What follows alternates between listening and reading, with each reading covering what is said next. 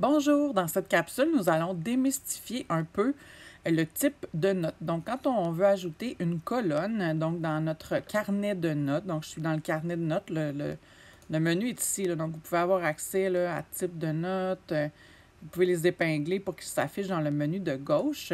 Donc, aujourd'hui, ce qu'on va démystifier, c'est vraiment la colonne. Quand on vient dans colonne ici, là, on va faire le tour des autres dans une autre vidéo.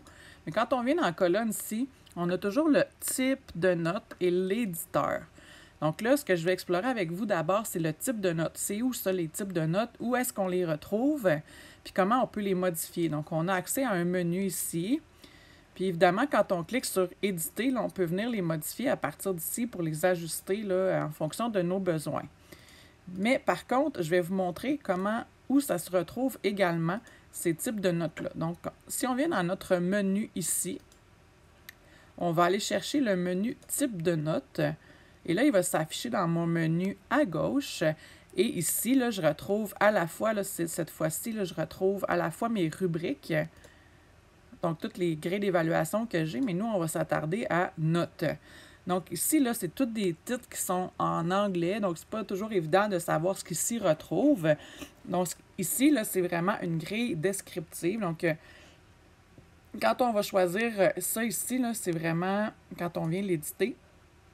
Là, moi, j'ai fait des tests ici, là, mais on peut ajouter. Donc, c'est très bien, très bien, je l'ai déjà, là, mais...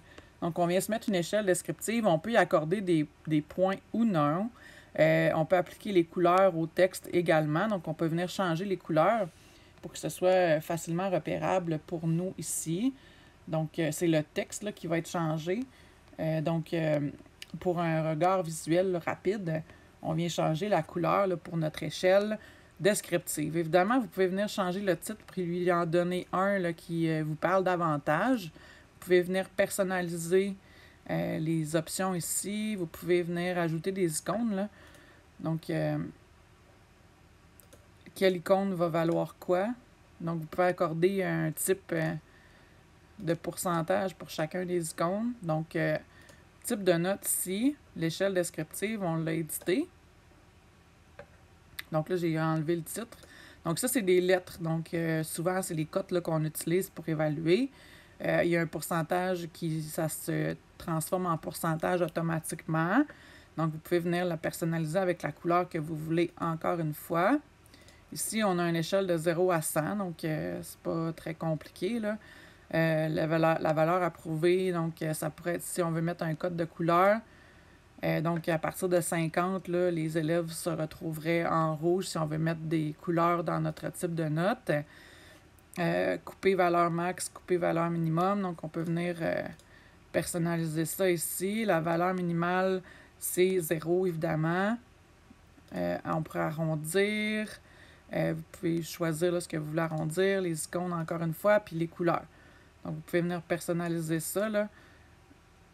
Donc, vous pouvez en ajouter une. Donc, en bas de 60. Donc, plus petit égal à 60. On les place en bleu. Donc, OK. Donc, là, ici, c'est pour les 60. Donc, on pourrait mettre vraiment des codes de couleur pour que ça s'affiche un repère visuel pour repérer nos élèves en difficulté. Donc ici, on l'a déjà, là, justement, ce code de couleur-là. Ici, là, vous voyez, dans celui-ci, 0 à 100 avec des couleurs qui y sont associées. Donc en vert, c'est les élèves qui se situent entre 100 et 90. Donc ici, on a facilement les couleurs là, pour repérer justement nos élèves qui sont en difficulté. Après ça, 0 à 20, on pourrait venir placer des couleurs encore là. Donc ça, c'est quand on va double-cliquer sur la cellule pour placer des preuves d'apprentissage de l'élève, ça va être une échelle de 0 à 20.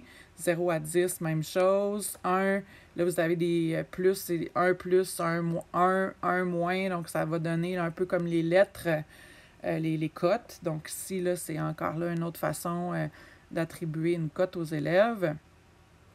Puis ici, c'est des éléments... donc, c'est du texte en espagnol ici. Donc là, c'est des modèles qui sont là. Vous pouvez venir le placer en anglais, évidemment. Ça, c'est le modèle australien.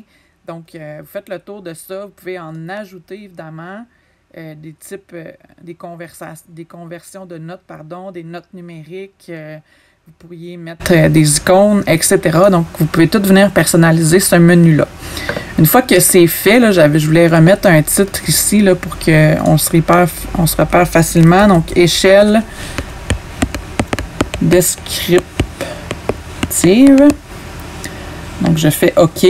Donc là, ce qu'on fait, en fait, quand on revient dans notre classe, après ça, quand on a personnalisé, là, on peut le faire directement ici, ajouter une colonne et je vais aller chercher dans type de note mon échelle descriptive que j'ai personnalisée.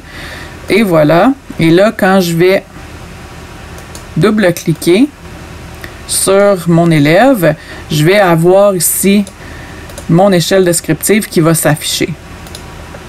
Donc là, je vais mettre très bien. Et là, vous voyez, la couleur, elle est là également parce que j'avais attitré une couleur là, voyons, les termes que j'avais choisis. Donc, ça, c'était pour le type de note. Maintenant, il y a l'éditeur ici. Quand on vient dans des échelles, un petit peu, quand on choisit une colonne, puis qu'on choisit le numérique ici, on peut venir voir l'éditeur ici. Et ici, qu'est-ce que c'est? C'est qu'en fait, quand on va double-cliquer sur la cellule de l'élève pour apporter une preuve d'apprentissage, est-ce que c'est du texte qui va s'afficher? Est-ce que ce sera un pavé numérique? Est-ce que ce sera un texte avec des icônes? Est-ce que ce sera seulement des icônes, la couleur sans texte, donc juste des couleurs? Vérification de présence rapide, vérification de présence ultra rapide. Donc voilà, on va aller en voir là. Donc si je choisis pavé numérique ici, donc dans ma colonne comme éditeur, ce que je vais avoir, c'est mon pavé numérique là, pour venir placer facilement mon évaluation ici. Donc ça peut être une observation, un chiffre, etc. Donc ça, on va venir la modifier, celle-ci. Éditer, puis je vais venir choisir un autre éditeur. Donc, texte avec icône. Donc là, maintenant, quand je vais double-cliquer sur ma cellule, je vais pouvoir placer un texte et je peux ajouter une icône en plus. Donc là, ça va être un texte avec un icône qui va s'afficher là. Donc, vous avez votre menu d'icônes que vous pouvez venir personnaliser. Donc, on vous dit ici comment configurer vos icônes. Là, c'est quoi le menu que vous avez. Donc, ici, là, vous pourriez en avoir aussi là, qui sont là. Là, on peut ajouter plusieurs icônes. Puis là, j'ai placé mon texte. Donc là, je pourrais avoir ma tonne d'icônes qui sont là. Donc, qui peuvent, évidemment, il faut que ça veuille dire quelque chose pour vous, là, pour avoir des preuves d'apprentissage, pour vous aider à dresser un portrait de vos élèves. Mais c'est le type d'éditeur qui est là. Donc, je vais me créer une nouvelle colonne là, pour pouvoir vous montrer les autres types. Je vais double-cliquer ici, je vais me créer une colonne. Puis, dans mon éditeur, je vais venir choisir, il y a des couleurs sans texte, donc vous n'avez pas besoin de choisir une couleur, tout simplement. Ce qui est intéressant ici, c'est le chrono. Donc, vous pourriez, dans le cas où les élèves font un travail, donc quelque chose qu'on doit chronométrer puis avoir un temps pour les élèves individuellement, ça peut être intéressant. Donc là, j'ai ma colonne chrono. Et à ce moment-ci, là, je pourrais double-cliquer sur la cellule de mon élève. Et là, j'ai possibilité de démarrer les chronos individuellement, démarrer toutes les minuteries pour chacun des élèves, puis ensuite venir les arrêter manuellement pour chacun des élèves ou encore arrêter toutes les minuteries en même temps. Donc, je vais démarrer Marie, je vais démarrer Corinne, puis je vais démarrer Mélanie. Donc, on peut avoir plusieurs tours également. Donc, pour le premier tour, je peux venir arrêter, là, je vais arrêter Corinne, je vais arrêter Marie, puis je vais arrêter Mélanie. Donc là, ça, c'est le premier tour. On peut rajouter un tour. Et après ça, je peux démarrer toutes les minuteries en même temps.